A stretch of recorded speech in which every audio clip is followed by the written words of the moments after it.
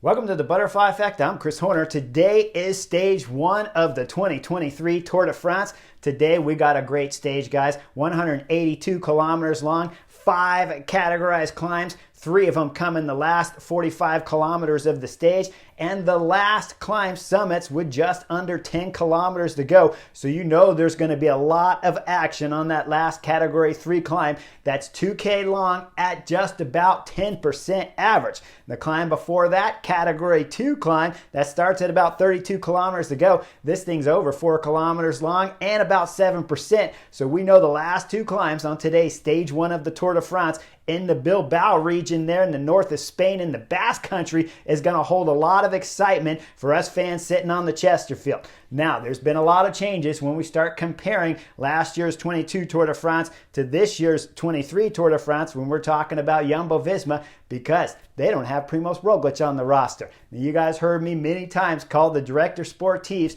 at Jumbo-Visma knuckleheads for not bringing the number 2 ranked rider in the world. The guy just got done winning the Giro d'Italia, Primoz Roglic, but he's not on the list here for the roster on Jumbo-Visma. They're going to try to win this year's 2023 Tour de France with last year's winner, Jonas Vingegaard, and they're going to do it without Primoz Roglic. Well, we're going to have to wait and see how this next 3 weeks evolve, and it's going to start on today's stage here with 5 climbs, and especially at the finish with that last climb finishing with 10 kilometers to go. We're not going to have a Primoz Roglic in the race. So what's Jumbo-Visma going to do against the number 1 ranked rider in the world, Tadej Pogačar?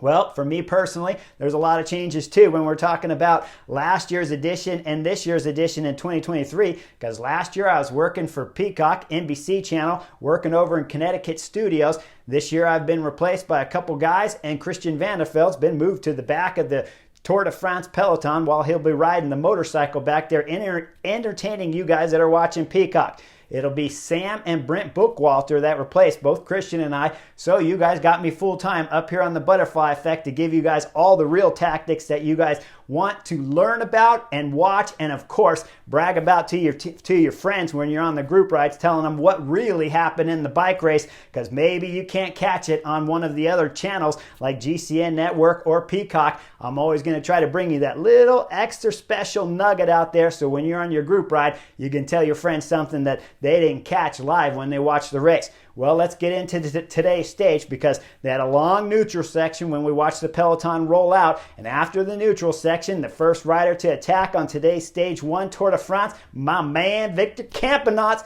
I told you guys yesterday, keep an eye out for Victor Campenaerts. He might not win a stage, but he's definitely going to entertain us as he's throwing in the first attack here at the 2023 Tour de France. That gets brought back quickly, and then it's his teammate Pascal Inkhorn that throws in a big attack with 3 riders sitting on his wheel. The 5th rider to come across, Lilian Calmy-Jane, he's back there as he's coming across the gap, making 5 riders in the front group. Now, these 5 guys are represented by Pascal Inkhorn, Simon Guglielmin from Arkea Samsic, Valentin Ferrand from Total Energy, Jonas Grego from the Small Uno X team, and Lilian Calmy-Jane. Anytime Calmy-Jane. We all know it's Calmy-Jean, but I love Calmy-Jane, so I'm going to keep naming him that throughout this whole next 3 weeks and probably the rest of his career up here on the Butterfly Effect. But Calmy-Jane is the last rider to get across to that group of 4. Now we got 5 riders in the front group, and the peloton's going curb to curb behind. Now, they're not going to stay that way for too long, because Albacine de Koenig is going to get on the front. Christophe Laporte from Jumbo-Visma is going to start riding right away. And then we see the tractor, Tim de Klerk from Soudal Quickstep, with 3 of the big Pro Tour teams back there trying to ride. They're riding for Julian Alaphilippe, Wout van Aert, of course, and then they're riding for Mathieu van der Poel, the classic specialist cyclocross turned bike racer here in the 2023 Tour de France. He's trying to get himself another yellow jersey because he's had one 2 years ago at the Tour de France. So with those 3 teams on the front, they're not giving the 5 guys up the road any slack whatsoever. I mean, the biggest time I saw was about 2 minutes and 30 seconds. But when we come up to the first KOM of today's stage 1, this is when we start seeing some action with 170 kilometers to go. There we see it's the Uno X rider, Jonas Grego, that attacks early, goes over and takes maximum points. When we get to about 115 kilometers to go for the second KOM, this is when Pascal Inkhorn from Lotto Destiny, he's going to do his own work on the front and drive and get maximum KOM points. Now with 94 kilometers to go, the sprint line competition comes up. Pascal Enkelhorn again gets first place. When we look back at the peloton, this is what we really want to see. Which sprinters are interested in the green jersey starting here on stage 1? Well, we see the line out on the side there, and it's Trek Segafredo all the way on the right. We see Intermarché in the center there, and then Bora Hansgrohe going to come into the picture. Trek Segafredo get a little bit disconnected as we see Mads Pedersen moving over to Bora Hansgrohe's side as the sprint starts proper, and then Mads Pedersen accelerates hard just near the sprint line competition as it starts to arrive with about 150 meters to go. Look directly on his wheel. That's Peter Sagan, Total Energy. He's interested in trying to break the record and go for number 8 of the green jerseys winner here at the Tour de France. When they come across the line, Mads Pedersen will get 6th. Peter Sagan will get 7th on today's sprint line competition. Then you'll see the two give a little smile and do a little chit chat right there right after the line. Now we go up to the break again. We start seeing with about 75 kilometers to go, they're getting about wrapped up. Then they start attacking each other. It comes back together after Lillian Call Me Jane. He gets a little upset. Then they start working again. The time gap goes back up to about 30 seconds. But with 50 kilometers to go, the peloton has the breakaway of 5 riders wrapped up. Now we're coming into the last 3 climbs here on stage 1 here of the Tour de France. And the sprinters aren't having any fun here on today's stage 1 as we see Mark Cavendish from Astana start being the first of the sprinters to come out the back, followed closely behind by Phil Bauerhaus. After him, Alexander Kristoff comes out. Mads Pedersen is coming out. Fabio Jakobsen will come out near the top, and then Caleb Ewan's having all kinds of problems for Lotto Destiny too. So we're losing all the top sprinters here on stage 1. We know it's not going to be a field sprint, but you knew that already.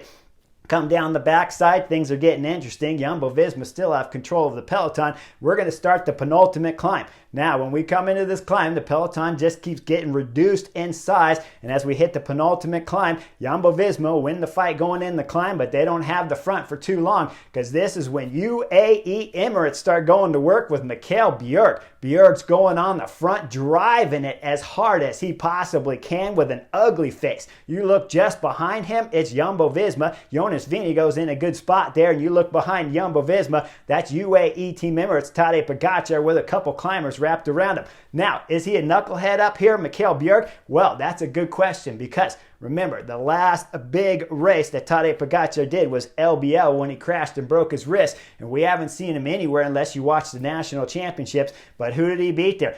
I don't know, but if you look at his time trial win, it was impressive because he won with 1 minute 27 seconds faster than his time of 2 years ago on the exact same course.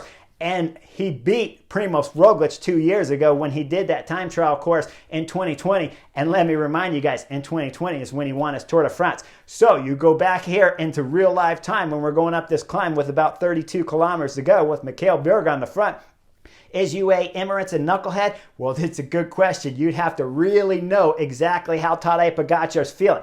If he's feeling fantastic, if his numbers are amazing, and I believe they are, that's why I still have him as my #1 favorite here at the Tour de France, then they're not a knucklehead.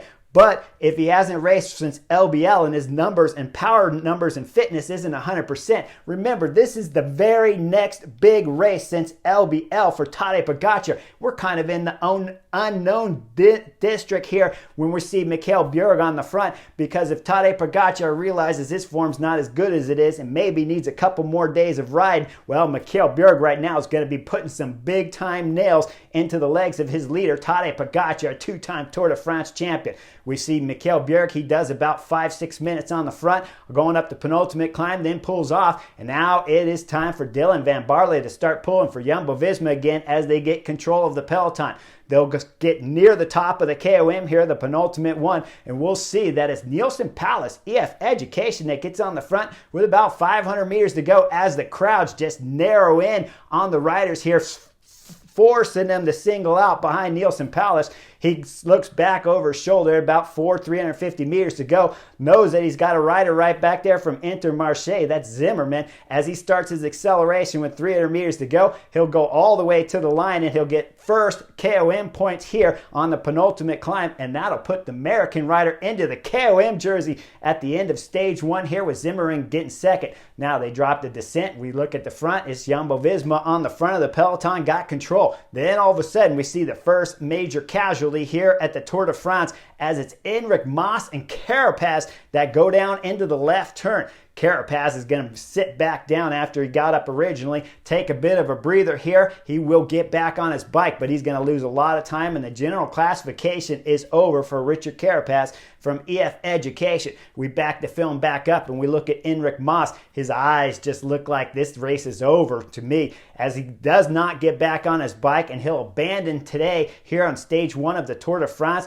Movistar take a big hit here with under 25 kilometers to go. Now we go back up front to the peloton because we know Richard Carapaz isn't going to get back on. Jumbo-Visma there's driving it full gas. We get under 15 kilometers to go. This is getting us to the last and final climb with just a few K to go. As we look up front, Jumbo-Visma have the front here kind of wrapped up and protected, but they start getting some pressure from Team Ineos. Ineos is drilling a little bit of pressure, but we look, UAE Team Emirates is up there. Bora Hansgrohe's up there because they got Jai Hindley. He's a Giro d'Italia winner from 2 years ago. And then when we look at the top view of the picture, look at Simon Yates. Simon Yates, at times, I saw him about 80th spot, 70th spot back there in the peloton. And when we look at this bird's eye view before we start this last and final climb here with just over 10 kilometers to go, Simon Yates is about 25, 30 guys back from the front of the peloton, and Wout van Aert's keeping him company back there. Now we're coming under 11.5 kilometers to go with the last and final climb getting ready to start proper. Jumbo-Visma have done a great job of keeping their race leader, last year's Tour de France champion, Jonas Vingegaard at the front. But as the climb starts proper, UAE Team Emirates, Grosschartner goes to work. He starts drilling it on the front. Who's sitting on his wheel? That's my man, Victor Campenaerts, Lotto Destiny. He's on his wheel. Then look at the picture behind. That's Thies Benoot from Jumbo-Visma. He can't hold the pace as the gap is starting to blow up because Grosschartner's going full gas. My man, Victor Campenaerts, I told you he puts on a show, but he's feeling the pain in his legs too as he looks backwards, realizes he can no longer do the speed of Grosschartner, and he sits up and opens the gap. Grosschartner, UAE Team Emirates, is going solo. Now, this one is definitely a mistake here from UAE Team Emirates, Tadej Pogačar, because he should have been on his teammate's wheel. Instead, the gap is opened up. We see Grosschartner, he looks right over his shoulder down the hill there as he realizes he's opened up a gap. Now he doesn't know exactly what to do. Well, Grosschartner does what I'm yelling at him to do on the couch. I'm saying, go, man, go. Just drill it at this point in time. You can just gain some time and make Jumbo-Visma back there start chasing. When you look back, you know Tadej Pogačar's protected because he's got his teammate, First Lieutenant, back there, Adam Yates, on his wheel or near it. Now up front, Grosschartner decides to start going a little bit deep. But we see as the peloton starts to come back and bring back Grosschartner quickly into his attack, we see the next big attack from Total Energy. That's Mathieu Bergerdo. Bergerdo throws in attack. Grosschartner realizes he's got Adam Yates now on his wheel, followed by Tadej Pogačar. So Grosschartner throws in acceleration. He'll bring back Bergerdo, and then he'll start going as hard as he can. He'll pull slightly off to the left so Adam Yates can come through and do an acceleration. Adam Yates looks back, sees that Tadej Pogačar wants him to go hard, and then punches it. Now look further back as the gap starts to open up. That's Julian Alaphilippe, pseudo quick-step. He's had his teammate on the front, Tim de Klerk, all stage long, and now he can't hold the pace. But who is the French guy back there? It's Cofidis. Victor Lafay comes right around Julian Alaphilippe, and he's closing the gap to the back wheel of Jonas Vingegaard. Guys, from the front camera angle, this didn't look like it was that impressive. But when you realize it's Julian Alaphilippe opening up the gap, and I can guarantee you that was about 2 gaps, bike lengths there at least, we see that Victor Lafay, Cofidis, has some form. He went right by Julian Alaphilippe. Now we get a little bit of a bird's eye view coming from the helicopter angle looking down. We see it's Simon Yates back there. Simon Yates has to go around Julian Alaphilippe. He's got Wout van Aert. Wout van Aert's on his wheel too, but Simon Yates is going a little bit faster and starts gapping off the group back there. Let's go back up to the front because it's about 500 meters to go to the top of this last and final climb of stage 1. Remember, guys, it's 10%. The peloton's blowing up here. We see Adam Yates, he pulls off, but just before he does, he looks back over his shoulder, makes sure that Tadej Pogačar, 2-time Tour de France winner, is ready to go. Tadej Pogačar must have given him the nod as we see Yates pulls off. Tadej Pogačar punches it. Jonas Vingegaard accelerates directly on the Slovenian's wheel. And a Cofidis rider, Victor Lafay, doesn't even open up a gap. Who is this Cofidis rider? Now, he's won a couple good races throughout his career, but he hasn't been at this top end of the peloton. Guys, this is the Tour de France. This is the number 1 and 4 best rider in the world, and Victor Lafay is locked on solid. Tadej Pogacar is pulling 100%. He looks back over his shoulder. Jonas Vingegaard, are you going to take a pull with me? No way. Does the rider from Denmark want to take a pull with Tadej Pogacar? Wise move. Guys, when I backed the film up all the way to 2022, you heard me make all kinds of knucklehead comments about kind of the strategy that Jumbo-Visma did throughout last year's 22 Tour de France. But you never heard me once say Jonas Vingegaard had bad tactics throughout last year's 2022 Tour de France, because he is riding intelligently. Right now, at this moment, with just under 400 meters to go, the final climb,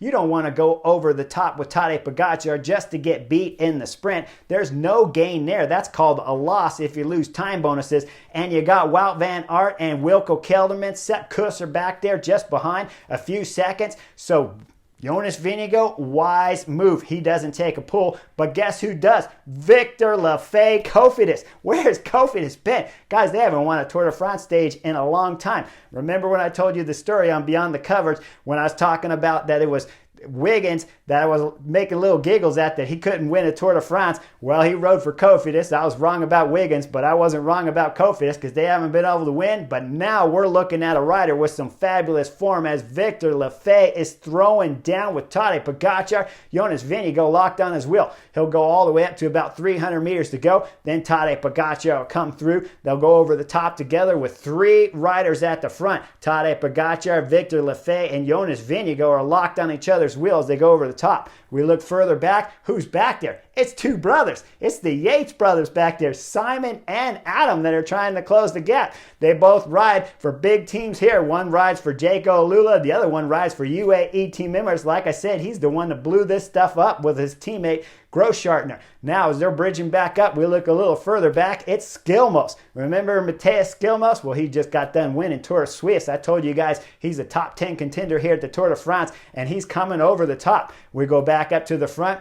There's a bit of a stalemate between the 3 riders, so it starts to grow in size. We see Simon Yates made it across with Skilmos. Adam Yates is back there just dangling a little bit as the front group of 5-6 riders start to hesitate. That brings back on Adam Yates. Now Adam Yates slides right through the left side as he's coming past his main team leader here, Tadej Pogacar, who's at the front of the group. He looks right over at him. You know Tadej Pogacar is giving him the nudge. Look at Simon Yates as he passes the group. His hands on his bars both kind of lift up like, I don't know, maybe I shouldn't go, maybe I should. Punch it. I know you're breaking the number 1 rule on the butterfly effect by leaving your team captain, but this is the time to punch it if you're going to break the rule, because it's 8 kilometers to go. It's downhill, fast downhill into the finish of today's stage with about a 1.2 kilometer climb up to the finish. So go and then put the pressure on Jumbo-Visma to work behind. Adam Yates doesn't hesitate for long. He punches it, and then when the cameras come back up to the front view, well, look, it's his brother, Jayco Alula, coming from behind. There we go. Simon Yates, my number 3 favorite here to go 3rd overall and take the final podium position. Simon Yates drills it across to his brother. They start working together full gas, and then with just under 6 kilometers to go, Simon Yates looks back at Adam, and Adam won't take a pull. Gets on the radio. He's asking for directions right now. Should I work Machine or should I back off? I'm yelling from the Chesterfield. Adam, go, man, go. This is perfect. You're putting pressure on Jumbo-Visma back there. And Jonas Vingegaard, let's back the film back up to the top of the KOM when there's 3 guys there. Then it grew bigger, got 5, 6, 7 guys there. Now he's in trouble, right? He didn't have his teammates back there. And he didn't bring Primoz Roglic. Remember at the beginning of the video, I told you the big change to Jumbo-Visma, no Primoz Roglic. Let me know now on the comments whether if you think Primoz Roglic could have been a help here on stage 1, because Jonas Vingegaard was isolated. Now these 2 riders are going up the road, and one is Adam Yates, UAE team member. The other, Simon Yates, his brother. They're going full gas. The group behind slowed up, wisely so. Jonas Vingegaard backed off the throttle, wouldn't pull, and 3 of his teammates come back up. That's Wout van Aert sitting right next to him. Then he's got Wilco Kelderman and Sepp Kuss on the front, the American rider, pulling 100%. Up front, Adam Yates finally hears on the radio to start pulling with his brother, and he starts taking big digs. The time gap goes from 10, 12, 15 seconds up to the two riders in front. And when we get into the last 1.2 kilometers to go, the last and final left turn here on stage one, and then when we look back at the group behind, it's about 13 riders back there chasing. A lot of the GC favorites got back together here, but no one wants to help when we're talking about Jumbo-Visma on the front. So we only got two Jumbo-Visma riders pulling as Wout van Aert's trying to save his legs for the final kilometer here of today's stage one. Now, Wilco Kelderman and Sepp Kuss are doing everything they can, but they can't bring the time down on the two riders up front. Like I said, with 1K to go, we saw it was Adam Yates pulling first, then Simon Yates starts pulling. With 600 meters to go, we see it's Adam Yates takes over the front spot from his brother, and at about 400 meters to go, 350, now his brother starts coming off the back. Adam Yates accelerates with one last hard effort to the line, arms raised across. UAE Team Emirates win the stage with Adam Yates and take the race leader's jersey. After he crosses the line, his brother will finish about 2 seconds behind him, Simon Yates from Jaco Lula. Now let's go back down the hill and let's see what was happening with that group of favorites at 13 riders in there. Well, as they're coming up to the finish, Jumbo-Visma is still pulling on the front. Then we see Thibaut Pinot started the first acceleration. Tadej Pogacar was having none of it. Did one quick little look over his shoulder to look directly at Wout van Aert. Then a hard acceleration and gets third on the stage to round out the podium. UAE Team Emirates first and third on the stage. Jonas Vingegaard finishes ninth on the stage. Finishes same time as Tadej Pogacar, but Pogacar gains 4 seconds on Jonas Vingegaard. Now afterwards, we start seeing the celebration there between Tadej Pogacar and his teammate Adam Yates. And I gotta agree, the tactics were perfect. I was a little bit scared on the penultimate climb when I saw Mikkel Bjerg pulling, and I'm thinking, wow, you guys don't even want to wait one stage to see how the legs of Tadej Pogacar feels here at the Tour de France when he hasn't raced a big race since LBL. This was a ballsy move, to say the least, of what Mikkel Bjerg did. You could have easily been the biggest knuckleheads in the race, but instead Tadej Pogacar clearly must have known his legs felt good, and his teammate Adam Yates was flying on today's stage 1 too as he took the race leader's yellow jersey. Now behind Wout van Aert, what happened? Well, he started this Tour de France not in the same kind of shape he started last year's Tour de France. That is clear. He suffered over the last and final climb here on stage 1 and then could not even get third and beat Tadej Pogacar in the finish of today's stage to keep 4 seconds away from the Slovenian. When I dissect the race a little bit further, you gotta say Jumbo-Visma missed Primož Roglič, because if he was in the race today, when Adam Yates went up the road the left side, easily it could have been Primož Roglič covering that move, as we have Jonas Vingegaard watching Tadej Pogacar, Primož Roglič watching Adam Yates. Then he wins the stage today and takes the race leader's yellow jersey at the end of stage 1. If Jumbo-Visma had brought Primož Roglič to this stage 1 of the Tour de France, they didn't. UAE Team Emirates are the big time winners on today's stage, not only with first but with third. Race leader's yellow jersey, green jersey for Adam Yates too, white jersey for Tadej Pogacar. The King of the Mountain jersey goes to Paulus from EF Education. So when you look at everything, UAE Team Emirates rode fantastic on today's race, and I loved all of the tactics. They were really risky there with Mikkel Bjerg at first, but they looked fantastic at the end of the stage. Tomorrow, stage 2, Jaskibel, the last and final climb of tomorrow's stage 2, 209-kilometer race. It's going to summit with about 15 kilometers to go. We know the big-time sprinters, Mathieu van der Poel, Wout van Aert, don't look like they have the legs, so they're going to have to get better before tomorrow's stage 2 if they want to make it over the Jaskibel, which means Jonas Vingegaard is not going to have Wout van Aert up front to be able to take more time bonuses. UAE Team Emirates have to be careful on their tactics at tomorrow's race, but if they can ride a little bit on the front and get some help from other teams, I say you bring it all the way together for Jaskibel and you see what Tadej Pogacar can do, because he's got a strong team here when we're talking about in the mountains, and he needs all the time bonuses he can take on Jonas Vingegaard here at the 2023 Tour de France. Make sure you guys like and subscribe. I'll see you guys on the next edition real soon.